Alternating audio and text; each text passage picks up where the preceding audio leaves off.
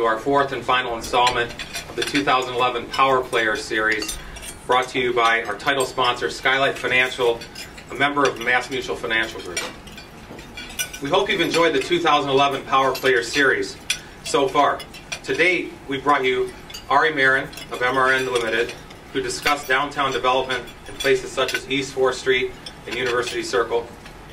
Next, we sat down with Tom Zenti from University Hospital Health System. As you may recall, for those of you who are here, Tom discussed the enormous impact that healthcare has on our region. At our last event, we spoke with Dave Gilbert, President and CEO of Positively Cleveland and the Greater Cleveland Sports Commission. David discussed how sporting events create hundreds of millions of dollars of impact on Northeast Ohio.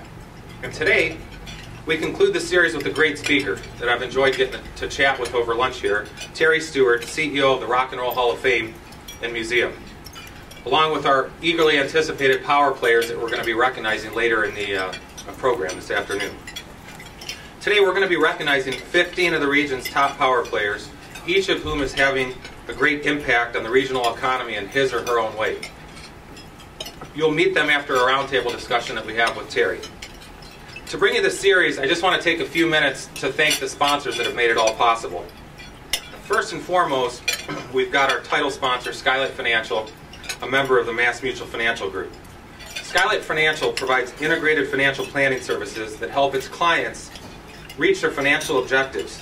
In these challenging times, this type of planning has never been more important. So I just want to thank Dan Brennan and your team for your support. Thank you, Dan.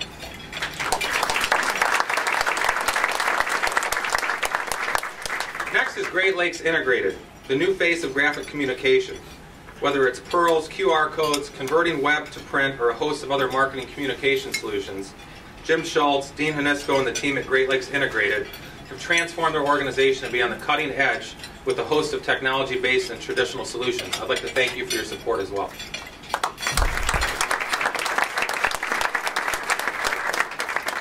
Where would we be without our friends from Skoda Minotti, CPA Business and Financial Advisors? Greg Skoda, Jonathan Ebenstein, and team have been longtime partners with Smart Business.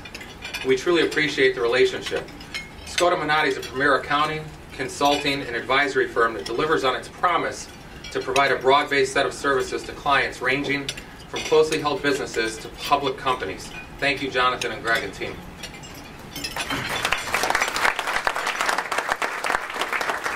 Nemacolin and Woodlands Resort. Nemacolin, a family and luxury vacation destination on 2,000 wooded acres in Laurel Highlands of southwestern Pennsylvania. For those of you who haven't been there, it's a must. It's spectacular. From the luxurious Forbes 5-star AAA diamond rating, Falling Rock Boutique Hotel to the comfort of your RV, they have 6 lodging options to cater to everyone's personal choice. So we thank you, Dennis Noonan, and your group for your continued support as well.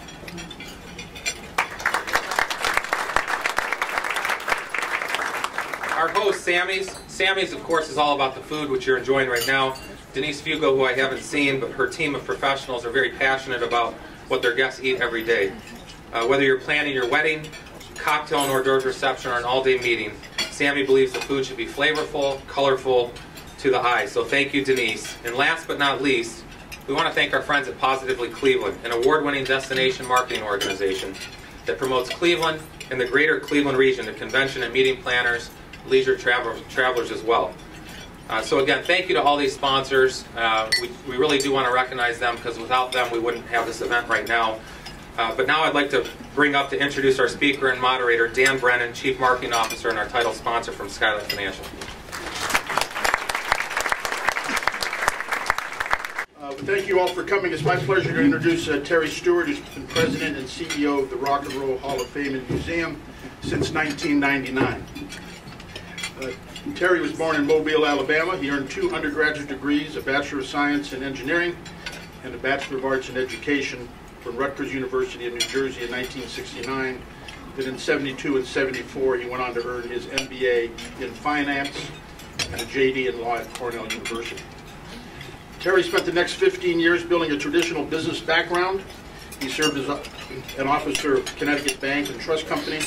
He also served as Vice President of Business Development and later General Manager of Strategic Planning and Business Development for the Continental Group. He also served as Vice President of Business Development for Combustion Engineering Incorporated. Terry then switched gears and began pursuing a career in a less traditional industry. In 1989, he joined Marvel Entertainment, a leader in the fields of publishing, merchandising, advertising, trading cards, toys, softwares, children's television. Marvel is best known for its comic book characters, including Spider-Man, the X-Men, the Incredible Hulk, Blade, Silver Surfer, and an additional 3,000 superheroes who make movies in Cleveland. Amen. Long active in civic and philanthropic endeavors, Terry is currently on the board of the Rhythm and Blues Foundation in Philadelphia, and he serves as an advisor for the annual Summer Stage Concert Series in Central Park in association with the City Parks Foundation in New York City. Terry also serves on the nominating committee for the Alabama Music Hall of Fame and the advisory committee for the prospective new National Museum of Hip Hop. He is a member of the Abu Dhabi Investment House Entertainment Advisory Board in Abu Dhabi. And locally, he serves on the boards for the Cleveland Film Festival, Positively Cleveland, the Cleveland Convention and Visitors Bureau, and the Diversity Center of Northeast Ohio. Previously, Terry served on the boards of the U.S. Committee for UNICEF in New York and the National Committee to Prevent Child Abuse based in Chicago. We're honored to have Terry speak today, and please welcome him to this afternoon's program. You know, Terry, in broad terms, everybody here has been to the Rock Hall, hopefully. I'm going to make the assumption that everybody in this room has gone to the Rock Hall once. Let's see. Who hasn't been to the Rock Hall? You cowards. I know you're out there. So, now that we figured it, everybody here has been here and not willing to tell us they haven't. You know, what's amazing about the Rock Hall is it's such a jewel for this town. And I want to start the conversation with, in your perspective, how do you see in broad terms what it's doing for this region and what has it done for this region since its opening? Well, it's certainly a marquee for the city. And we've done Q studies in different places around the world, and it's one of the few entities that when you're in the Middle East or whether you're in Africa or Italy, if you say Cleveland, people will say the Rock Hall of Fame. So we like to think we're a marquee, we're a billboard, we're a beacon for this city, a city that I've lived in now for 13 years that I love, and one that unfortunately has too many bad jokes that people still tell about it.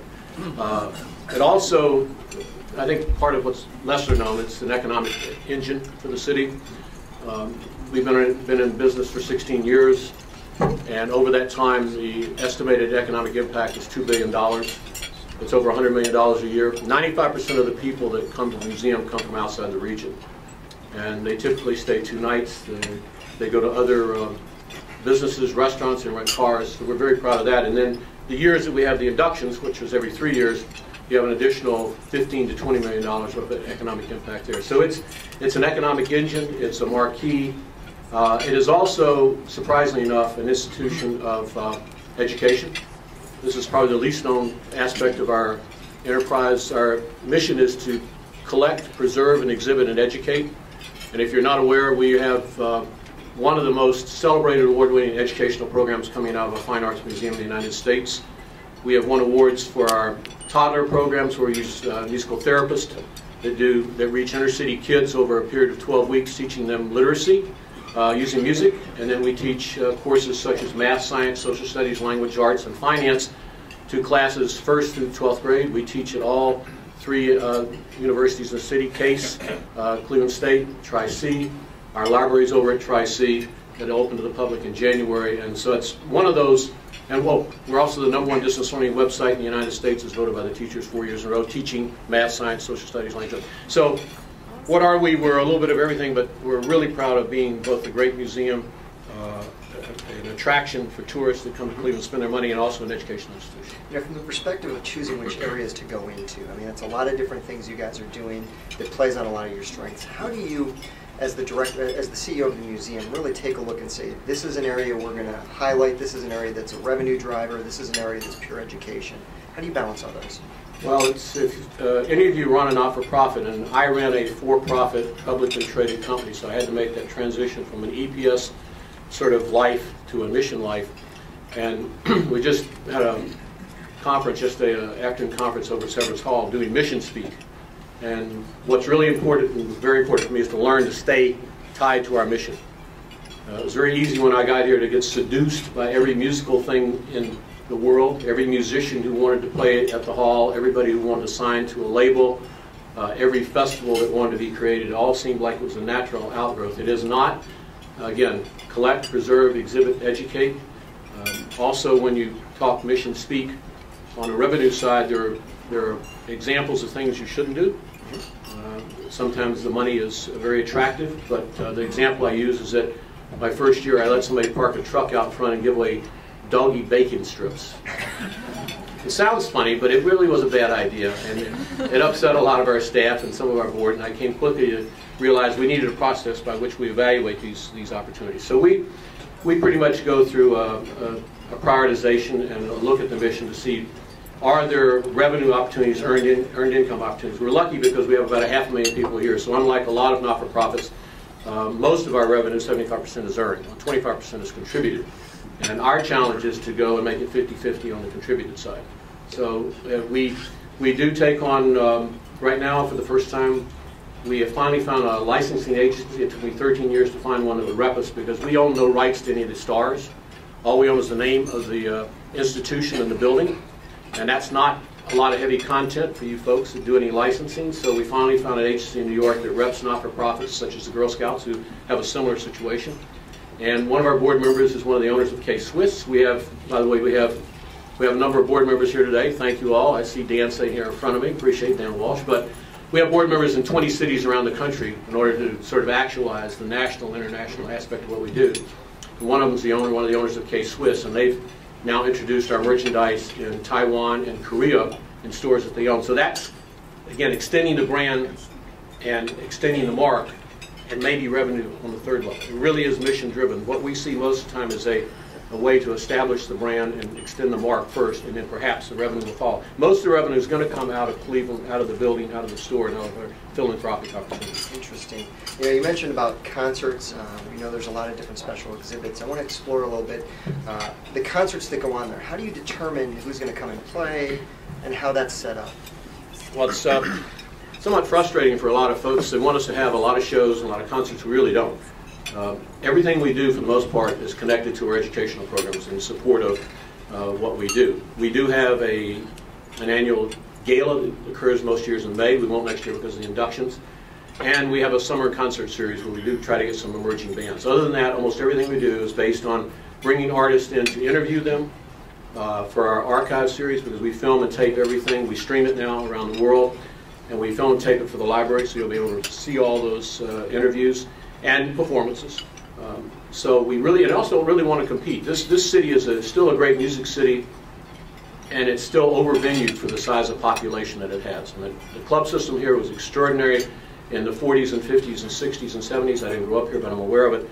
And this club system is still quite something for the population that we have. And so the last thing we want to do is actually go out and compete by bringing lots of bands in and sort of take money off the table from those folks. Do you partner with some of the organizations? I remember a couple years ago somebody came in and played the House of Blues, and I had heard that they were going to be over at the Rock Hall doing a special series the night before. Yeah, we try to partner with most of the clubs, House of Blues, Beachland, Grog Shop, and often it allows us to get an artist here that we couldn't afford to pay to come, that we would bring in an extra day, sort of pay the incremental cost of the hotels and the transportation, so that we can do a Hall of Fame interview series and capture them for an hour to 2 hours talking about their careers. Interesting. You know, the special exhibits, there have been so many great special exhibits over the years, the Pink Floyd The Wall, Janis Joplin, the John Lennon. How do you determine what special exhibit you're going to do, and what's the ramp-up time to make something like that happen? Probably one of our biggest nightmares, because we typically, right now we have Women Who Rock, and hopefully if you haven't seen it, please go see it. If for no other reason to see Gaga's meat dress. Go quickly, it's deteriorating. That's a joke. It's not. It's stabilized. It's okay. There are no critters involved here. But that exhibit, in some ways, is easier because we didn't have to have the permission of any one artist. Most often our major exhibits center around one individual, and we get their permission whether they're alive or dead, and it's not easy dealing with these folks because of their schedules and how they live their lives. So consequently, very often we'll start an exhibit. A couple of years ago we started one with Neil Young, and we went out to California. He's kept everything in his life, which is fabulous, and his warehouse is full. And then Neil decided he really wanted to spend his effort on getting out all the live concerts he'd had recorded over time. And he completely went dark on us, just disappeared. Couldn't find him, wouldn't talk to us. And then one of his warehouses burned down. I don't know if you saw that, it was in the news about a year ago. So we had to walk away from that, and within about 6 months we had to put something else together. So the ramp-up time can be 2 to 5 years. Some things go away, some things restart. We do have a Grateful Dead exhibit opening the week of the inductions. Inductions are April 14th, but we'll be doing 9 days of activities. If any of you were here the last time, you'll want to be there again. But the Grateful Dead opens on Wednesday, April 9th or 10th, and hopefully all the living dead will be here, as we say. And hopefully one of the living dead bands will play. And we have gotten great cooperation from them, but that took a number of years because particularly with bands, if you have 3 or 4 members, there's always one person who hates museums, hates the ideas of exhibits, doesn't want their stuff on display, can come up with any number of reasons they don't want to hear about it. No special seance for Jerry or for Ron McKernan? No. Let's just say no. So how do you choose, though? I mean, how do you decide it's going to be a Neil Young, or how do you decide it's going to be that? Somebody on the board comes, or does somebody come to you and say, we want to do a life retrospective? Well, occasionally an artist will come and say they think it's a good time. They have a window open that they like to work with us, and then we try to be opportunistic. Secondarily, we have about 10 folks in our curatorial program that look at opportunities. They try to decide, is there a critical mass of material out there, either with the artist or with collectors that we can get our hands on. Mm-hmm. We often, people say, so why don't you have so-and-so's stuff on display? Well, sometimes artists won't give us their stuff. Sometimes their stuff has disappeared and collectors don't have it, or they won't lend it to us. So it's problematic about how we get the material. Can we get critical mass, and is the artist significant enough and had a big enough impact on the history of his music? So we have to play at that level to begin with. Interesting. You know, most of the folks out here are in the for-profit sector. There are some non-profit folks out here, and you know they have to balance their time with regard to their constituencies, whether it's their clients, their employees, their vendors, their shareholders and stakeholders. How do you break your time with the folks that you would consider your various stakeholders in the company, with the organization? Well, it is an institution with 150 employees, and there's about 140 down on the water, and there's another 10 over the museum. So much of my time is spent interfacing with those folks. Many of you out here have boards of directors. I am doubly blessed. I have 2 boards I report to, one in New York and one in Cleveland. And for many years there was some interesting issues that went on between the two that doesn't exist anymore. Our missions are very closely aligned now in terms of promotion and funding of the museum. So much of my time is spent with the 2 boards through an executive committee and through a finance committee. The museum is run in day-to-day basis by the Cleveland board, the New York board, which licensed it to Cleveland. Remember, folks, it was not ours. We didn't create it. They created it in New York, and we licensed it. We raised the money for it, but in that license, New York has oversight over exhibits, sponsorships, merchandising, and licensing. So anything I do in that area, I run through the New York board to get approvals. And the rest of the time I'm dealing largely with our chairman, Bill Rowley, at this time, and our executive committee. And then again, customers, constituencies, whether it's trying to reach a broader audience, whether it's generating new opportunities. We just recently signed a new deal with satellite radio with Sirius, where we're going back to 7 days and we'll have our own dedicated channel, which is something I had to spend a lot of time on. We'll be creating content for that channel 24/7, and the newer editions of the radios and the players that you get will have that station on it all the time. So that's going to cause a lot of angst among our folks having to create that content. So it's those kind of opportunities. You prioritize the opportunities, and you still have to, on a day-to-day basis, do your blocking and tackling with your staff and with your board. How about with the artists themselves, whose memorabilia and items that you have on display? I deal with a lot of artists, but only when I have a specific need. One of the challenges for folks that are in this world is that there's a big temptation just to go up and start yakking your mouth off with an artist. There's very little you can say to an artist that they haven't heard, and they often don't want to be bothered. So you have to play your cards correctly. But we have an awful lot of folks in the building that do spend their time talking to the artists, talking to their management, because we do need their stuff, we need their cooperation. And artists aren't philanthropic in a financial sense. We ask them for their stuff, we ask them for their time, and money would be third. And they get asked to do all of this daily, hundreds of times. So it's not surprising that they have a hard time with it. I mean, right now, for those of you who should, this is just a crass sort of ad for our American Music Masters that comes up in 3 weeks when the Queen of Soul, Aretha Franklin, will be here for 2 days. We'll be honoring her with American Music Masters Award, but we've got, Cissy Houston, Lauryn Hill, Chaka Khan, Jerry Butler, Ron Isley, and a bunch of other artists coming in for free. We take care of their expenses, but that's the kind of dry powder I use up all the time. So that's where most of my calls go, and my time as my staff's calls go. Interesting. The funding structure, the revenue model for the Rock Hall. Talk a little bit about how that works. Well, we were built without an endowment or an operating reserve, which is not a really good idea for a not-for-profit. Not a good idea for any business, who am I kidding? It's no working capital. This is not a good idea. We have managed to move through that over the years. As I mentioned earlier, 75% of our revenue comes from as earned income. That's the door and the store. And it was as little as 5% philanthropic. It's up to 25% now. And philanthropic in this case means memberships, foundations, planned giving, grants, annual fund from our board and from our other members. So that's the business model. The biggest challenge for all the not-for-profits today, unless you're sitting on an extraordinary endowment and operating reserve, is really securing your financial future. So we now have a small endowment of $5 million that we generated through a tremendous HBO show. If anybody saw it on HBO, it was the 25th anniversary show honoring the 25th anniversary of the Inductions. It was at the Garden 2 years ago, and it was 2 nights of incredible music, and that generated $5 million for us, both off the show and off the DVD, which we're still selling. In fact, this week, the foundation did that in New York. They also, Time Life, released 3 volumes of live music from the Inductions and from the 25th anniversary. You can download on iTunes. So our hope is to, over time, generate enough income, revenue, net cash flow to create an operating reserve large enough. The library and archive itself eats $1 million a year, and there are no revenues attached to that. So before we built that, we put in place an operating reserve of $10 million for 10 years. And the key to something like that is not to spend it down. So we now have to go out and try to raise another $5 to $20 million to make it large enough so that the normal these endowments, you spend off 5% a year.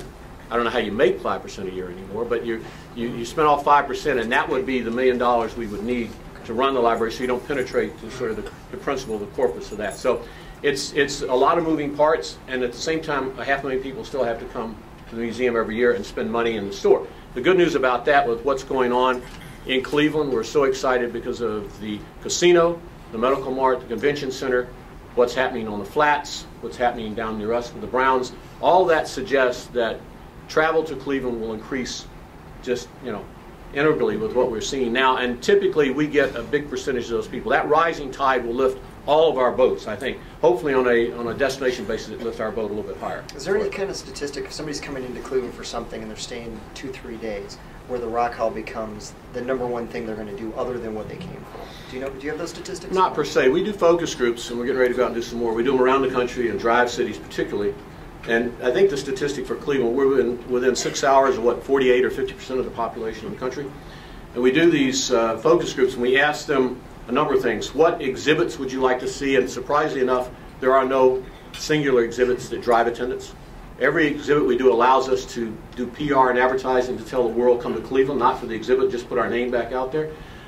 We've tested every concept, both artist and genre, and nothing really does surprisingly better than anything else.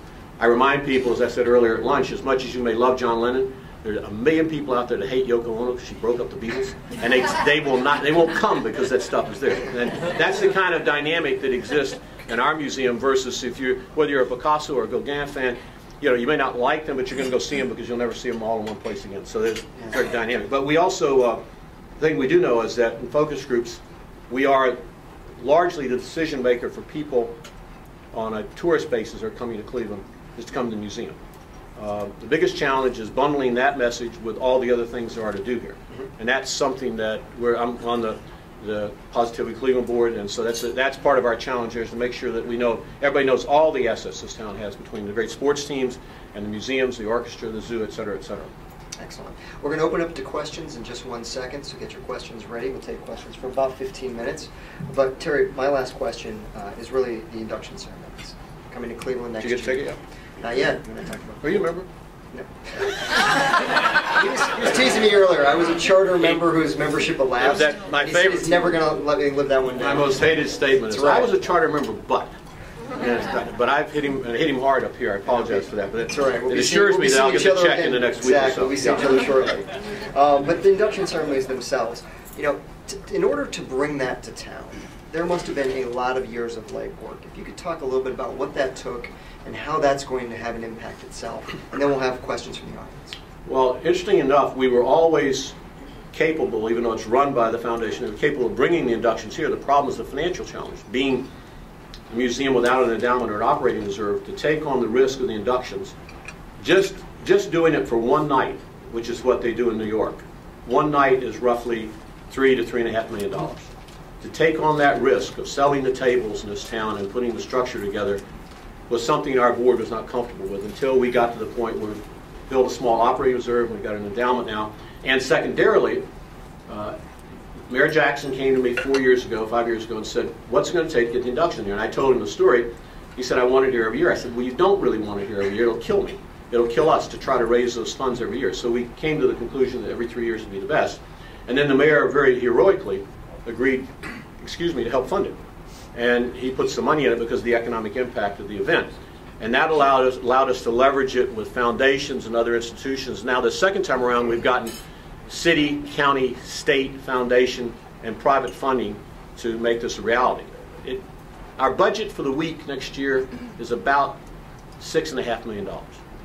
And out of that, we have to cover our lost revenues of our gala that we have every year, which we make about $300,000 on. And the fundraising we do for that also has to cover the diminution of our normal annual fundraising. So it's a challenge. You have not only hard costs that go into creating the events, you also have these lost sort of profit opportunities you have to cover. So it's monumental, but it's very rewarding. I think if any of you remember what a great success it was 2 years ago, we're actually going to make it bigger and better.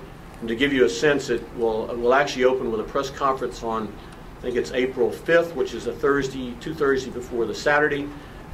We have some events planned before Good Friday and before Easter that Sunday, and then we kick off in full earnest on Monday night. On Monday with the opening of the Library and Archives.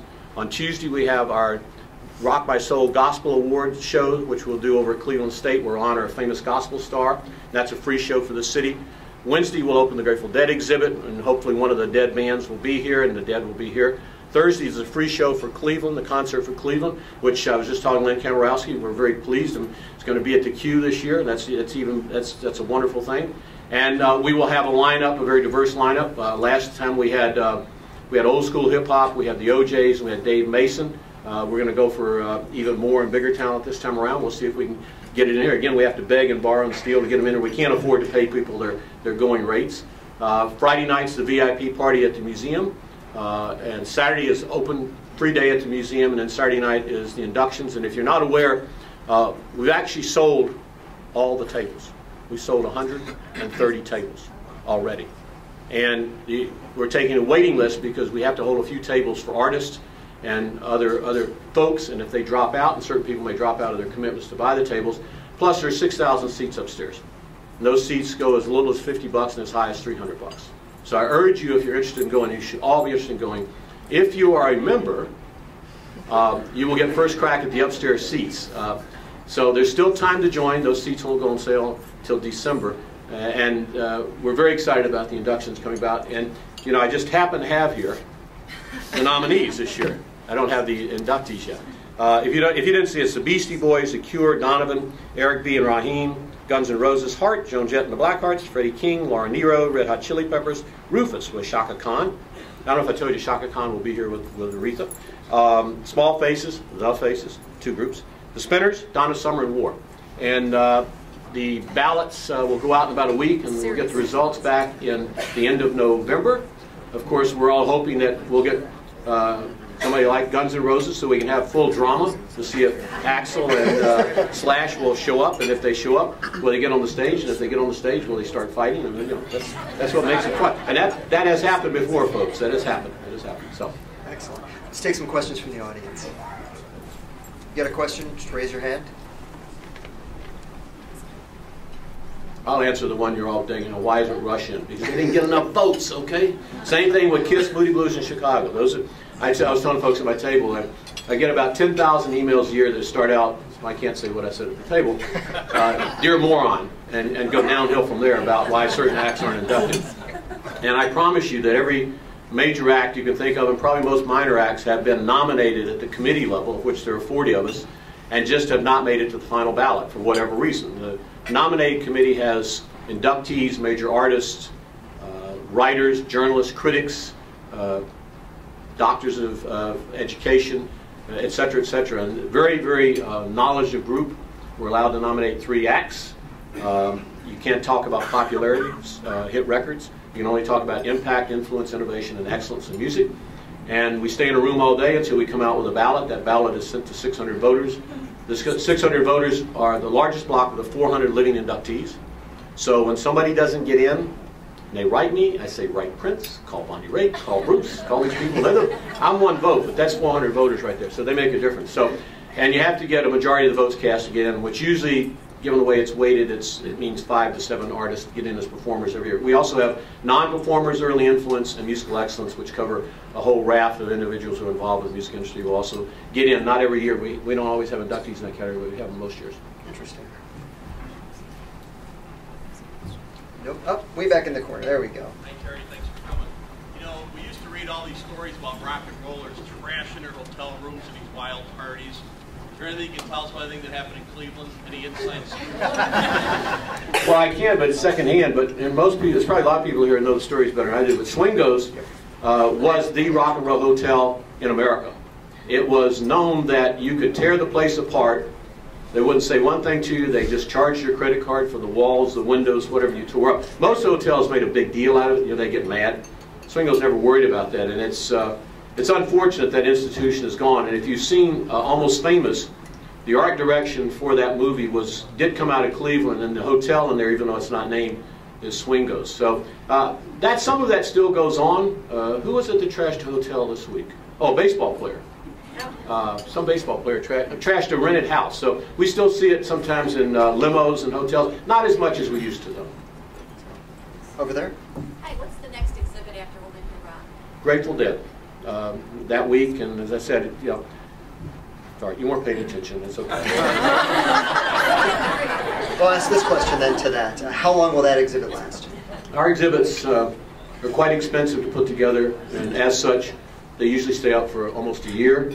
The Women Who Rock will travel. It's booked in 3 museums right now. The Bruce Springsteen exhibit will go to Philadelphia next fall. So most of our exhibits travel, and our major exhibits. We also do 3 to 5 small exhibits. We do a couple of photography exhibits, other small exhibits each year. We try to be very topical when an opportunity arises, anniversaries or things of that nature. So if we can put the material together, the critical mass of material, we'll put that together. Excellent. Next question. Yes. I was going to say, do you rely on a core of volunteers at the museum and or for the educational programs that you do? We have, education-wise, we do have volunteers, but we have 4 PhDs and other staff. I mean, this is very serious stuff with us, and we do have volunteers from the educational world that help with classes. We're down there teaching 4 days a week from around 10 o'clock till noon in our biggest theater, and then we're online 5 days a week. We've run out of, we can't take any more online classes than we took last year. We're in 43 states, 9 countries. We teach in Spanish and English. Again, math, science, social. It's fabulous. We do have a core a group of volunteers called roadies, and they include our docents. And if anybody's interested in being a roadie or a docent, and there are great perks, including tickets and concerts and backstage stuff that's possible, we're going to start a new docent class this year, because the folks that are docents, we don't just let somebody volunteer and let them walk people around the museum. They have to have sort of our version of the history of rock and roll and what the museum really incorporates. So we're going to start that shortly. And we do that on our Wednesday night night school. We have night school every Wednesday during the whole month, and we do different programs on those Wednesdays, and one of them will be a program for the docents. Excellent. Is that a question over there? I think somewhere along the line I heard the museum displays only like 10% of its collection. Is that a true number, and how often does the material in the main exhibits change? Well, the core exhibits modify, periodically. You have to rest costumes and lyrics. They're exposed to light, even with, and we're about a month away from finishing a complete renovation of the museum, which included all new lighting, which is mostly LED lighting. And for that reason, the artifacts are more protected than ever, but they still can't suffer long periods, just being exposed to light. So we rotate items in and out into our vault, which is in the back of the museum. We also have 2 warehouses that we store material in. If you were to look at just the pure number of items, it's probably around 10%. Because again, we have hundreds of thousands of records and papers and documents which have never been accessible, that will now largely be accessible through the library. You'll be able to walk in there and either see a digitized version of a document, actually pick a record and they'll play it on a turntable. You're not allowed to copy music in the libraries. I didn't know this till we built the library. You can't have a server that plays the music. You have to go get the physical item and play it. So if you look at it on a total artifact basis, it's probably 10%. I would say probably about 60% of the 2-dimensional artifacts that you would normally expect to see are on display at any one time. Great. We have time for one last question. Terry, not to put you on the spot, but you won't be the first. Your joke about has everybody in the room been to the hall? Do you have any idea how my friend here called it a jewel. It's a diamond in the rough because I'm going to give up Earth and give us a waterfront that is appropriate for this city and its history. Do you think that the foundation can do anything to try to leverage Cleveland into a future of development? I don't know. There's so many stories about Burke, why we can't do it, won't do it, shouldn't do it. You've all heard it between contaminated land, runoff airstrip for Hopkins, the cost to move it, et cetera, et cetera. My biggest hope, and I doubt that we'll have much influence there.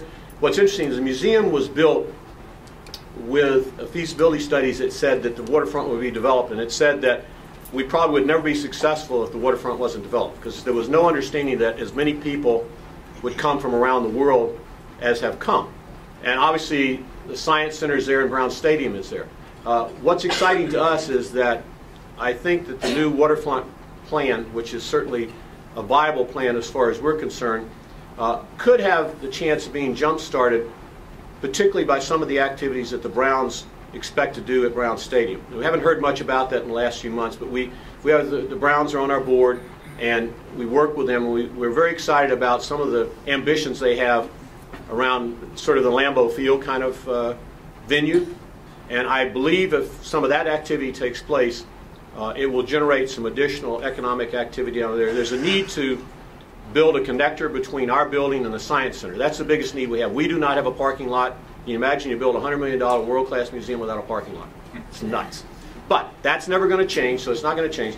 So Science Center has an underutilized, over-leveraged parking lot that we send people to. But when the weather's bad, it's hard to get them there. It's hard to get them back. You can get blown off that sidewalk any time of the year, as you know.